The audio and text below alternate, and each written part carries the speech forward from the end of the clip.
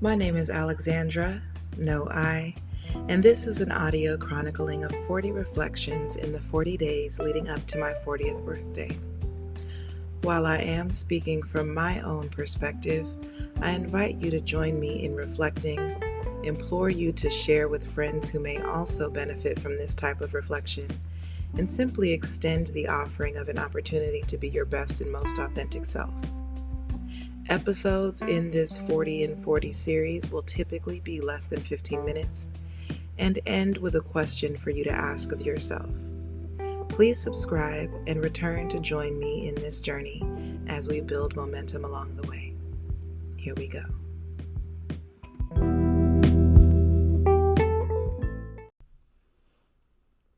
For as long as I can remember, whenever it was the night before a new semester, I could never sleep.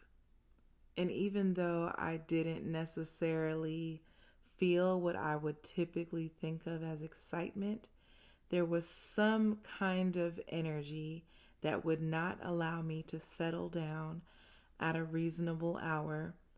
I'm sure I dozed off eventually because I remember, alarms going off. But it was something in the anticipation. I technically am still a student, or am a student again. I've been doing college on and off for over 20 years now. But even with that on and off, it hasn't been consistent enough for that to be something that I get to look forward to, with the same kind of regularity as when I was under 21. In adulthood, there aren't as many opportunities for anticipation or nervous excitement. When I travel, specifically by plane, those are also nights where I find it hard to fall asleep at anything resembling a decent hour. And occasionally it may be that I'm getting, those final preparations together. But most of the time it's just that excitement, anticipatory energy that makes it hard for me to wind down. As adults, how much do we get to look forward to something, be excited about something that's happening? Perhaps when we start new jobs. But even then, how often does that happen? It might be if we transfer within a job or promote, perhaps. But again, this is something that is happening far less often than twice a year, as is the case when we are in student mode. Maybe even 3 times a year if you're doing summer school. And with that, I'm thinking even about dating. Some people get married or otherwise paired off, partnered off relatively early. And then the continued challenge is, how do you keep it fresh? How do you keep that excitement, especially once you start having kids?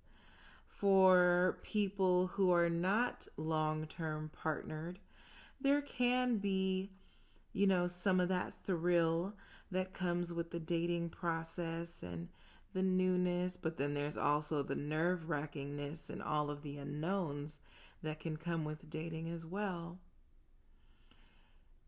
Also, as just a society with technology and other life conveniences, we don't get to exercise patience and gradual build up and anticipation in the same ways that we once did, especially if you were in adulthood before you had a cell phone.